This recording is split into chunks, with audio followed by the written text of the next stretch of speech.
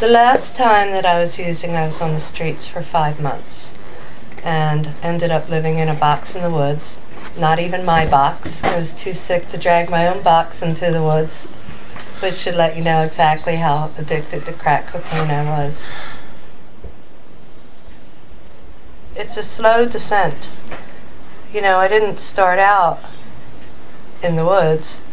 I lived an upper middle class lifestyle, and slowly but surely I would sell a house and buy a smaller house, and then sell that house and buy a smaller house, and in between I was using. And then there wasn't enough money for a house, so I got an apartment, and then I would get evicted from the apartment because of my using, and that's how I ended up couch surfing. And so I made the conscious decision to exit society because I felt that I couldn't live in society.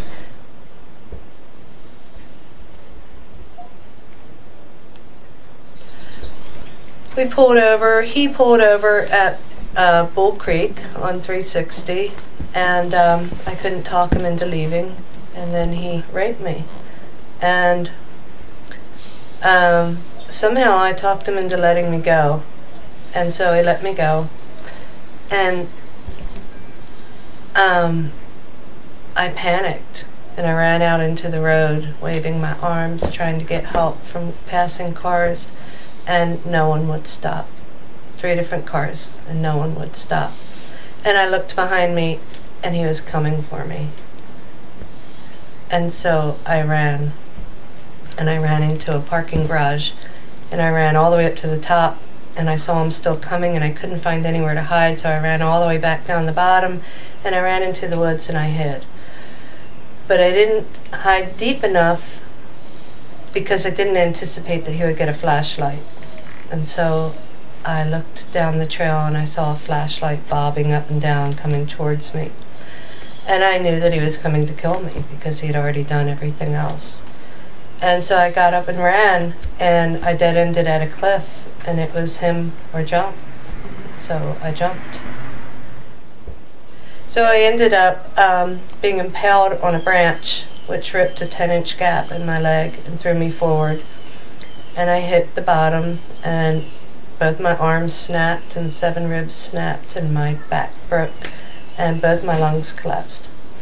And so I ran up the other side, and I burrowed into a briar patch, and I laid there. And he came and he looked for me for 4 hours.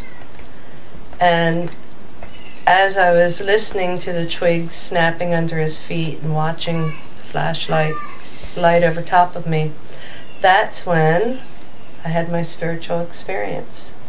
And I realized that all of my poor decisions, everything I'd done, had led me to this moment where I was in great danger of dying.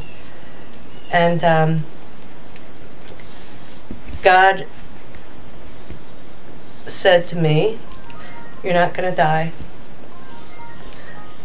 and you're never going to want to die again," because I had tried to commit suicide before.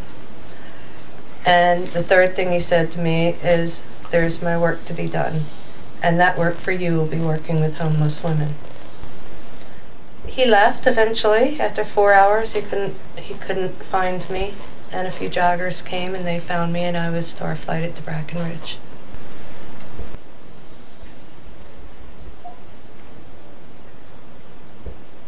Started with an idea, I want a little irritation at for being discriminated against. Both of us. Johnny had been too sick mentally in the beginning to be accepted at a sober house, even though he had enough money to buy the house. They didn't want him. And so he had experienced, in a different way, the same thing that I had experienced at Brackenridge. And together we had an idea that you could practice kindness and love and patience and tolerance inside a zero-tolerance environment. That's right.